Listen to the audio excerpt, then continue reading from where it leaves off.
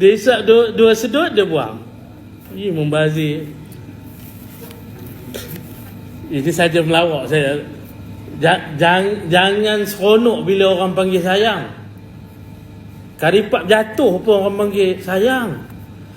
Betul tak? Karipap jatuh, ya Allah sayangnya pula lagi.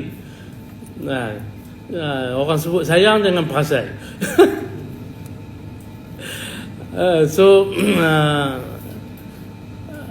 Orang main mercun sebab orang nak hiburan tu.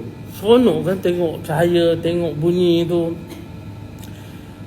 Bila dibakar, betul lah yang mahal sampai ribu-ribu, memang bazir lah. Sebab kita tak ada duit. Cuba kita jutawan, apa sangat kan? Tapi nak cerita, apa sangat kan? Tapi nak cerita, banyak lagi benda bazir. Tapi tak sukan, okey pula.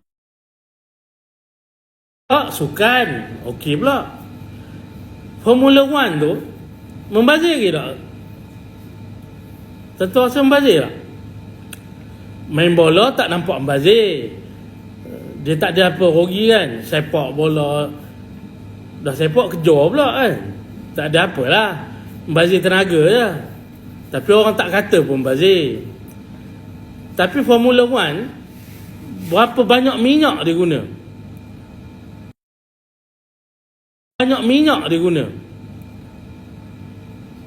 Lebih 2 marhalah tak? Depa ni tu pusing. Lebih kan 2 marhalah? Boleh jamak tak? Khosal. Makna perjalanan tu buang minyak lah. Sama tak dengan main mercun tu? Tak ada faedah apa dengan main mercun tu. Tak ada faedah apa. Seronok je kan. Kalau Formula 1, orang main berkejar-kejar demo, dapat kan buat apa pun. Siapa dulu, siapa kemudian je. Dapat hadiah lain pula. Okay, itu. Jadi yalah, kalau saya je tak kasih fatwa, panjang cerita. Saya tak semudah-mudah saya nak haramkan macam tu je. Sebab tu kita akan bincang apa sebab. Jadi gitulah. Kalau ustaz ambil pendekatan isap rokok tu haram, ustaz isap rokok haram, dosa. Tapi yang rasa dia pandangan dia, ikutlah pandangan dia.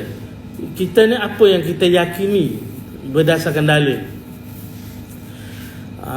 Wallahualam, saya tak boleh nak sebut semua benda lah. Tapi ceritanya tetap sama. Dosa kecil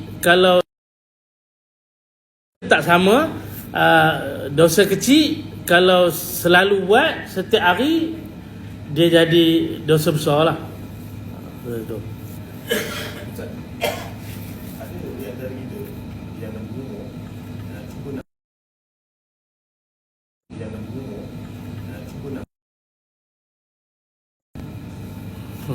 Kalau tidak, fatwa tak keluar.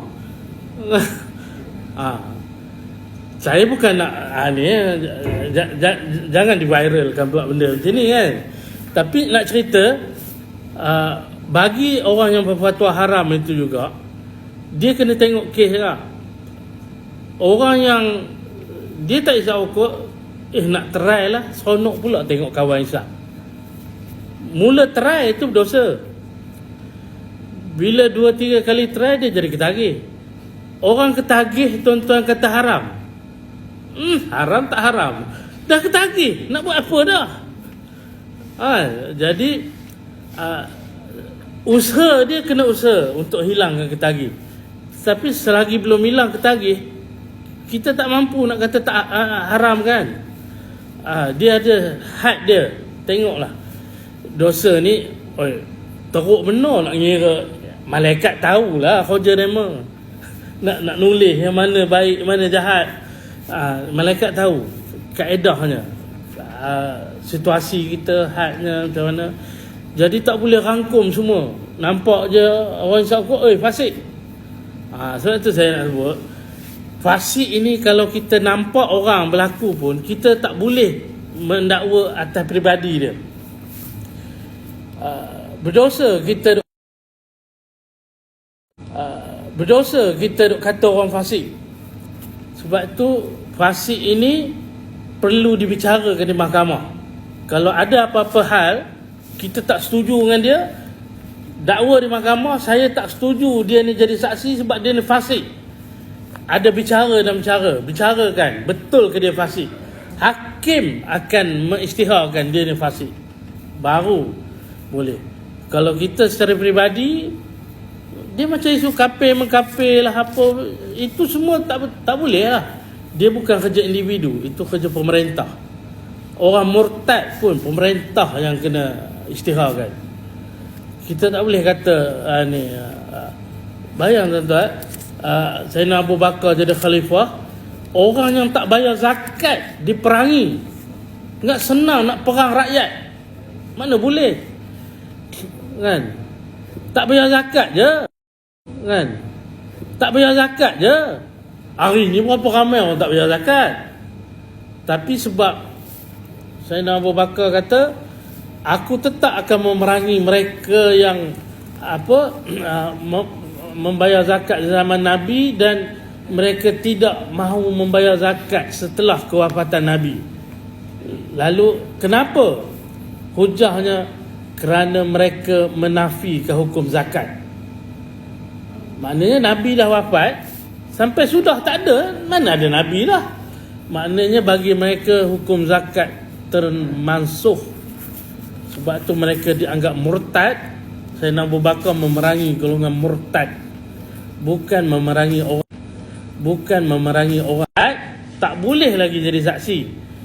Sehingga lalu setahun dahulu dinamakan adil, dan adil disyarat pada saksi bersalahan wali. Adil syarat saksi, bukan syarat jadi wali. Syarat wali hanya tidak fasik saja. Bila dia istighfar, yang kita suruh mari kita sama-sama istighfar, wali akan jadi orang yang hilang fasik. Secara zahirnya dia istighfar, dia minta ampun, Allah ampunkan. Confirm ke ampun? Wallahu alam, kita tak tahu.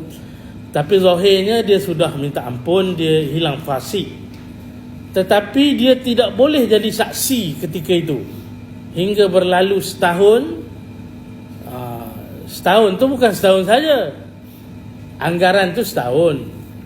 Tapi kalau 5-6 bulan pun nampak berjurus lah dia ni, ulang alik ke masjid je kerjanya, merokok pun tak ada dah. Okey, nampaklah dia orang baik dah. Boleh kalau masyarakat pun akui dia ni baik dah, adil, dia boleh naik adil lah. Jikalau adil keduanya sekalipun, ada pula jin adil lah. Kan sebaik-baik jin sejahat-jahat manusia, sejahat-jahat manusia kan Fir'aun. Ada Fir'aun adil. Maknanya ungkapan tu yang mengarut. Okay, wa ma khalaqatul jinna wal insa illa liya'budun. Tidak aku jadikan jin dan manusia kecuali untuk beribadat. Ini dua spesies, manusia dan jin ini thaqalain, dua makhluk yang dibebankan oleh Allah dengan taklif. Jadi takkan Allah nak perintahkan jin beribadat kalau dia tu fasik. Hebat ibadat jin pun standard Fir'aun je. Apa guna, tentu masuk neraka kan? Tak mungkin. Itu salah besar orang Melayu. Tak ada istilah sebaik-baik jin, sejahat-jahat manusia. Jin ni ada surah jin. Di kalangan jin ada yang beriman dan ada yang tidak beriman. Yang beriman itu Ada yang baik, ada yang tak baik. Sebab itu kita pergi masjid, ada jin di masjid, jin Islam lah. Jin kafir pun kejadah dia nak duduk dalam masjid tu. Dekat kuil adalah jin kafir. Di dalam masjid tu jin Islam. Habis aku nak semayang, tertidur, diubah hanya kat kolah sudah. Memanglah dia nak semayang, kita pula ngacau situ. Atas aku mana nampak? Iyalah. Ibarat manusia. Pakai lebay ustaz ni kan. Ustaz lagi. Tapi duk muli orang okey, sama lah. Ada juga kita ngacau orang. Kadang kita nyorok kunci kereta orang. Ada je. Kafir. Takkan macam itu pun jadi kafir. Maknanya kita nakal lah. Ada juga. So sama je. Adil lah dengan jin. Jangan duk ni.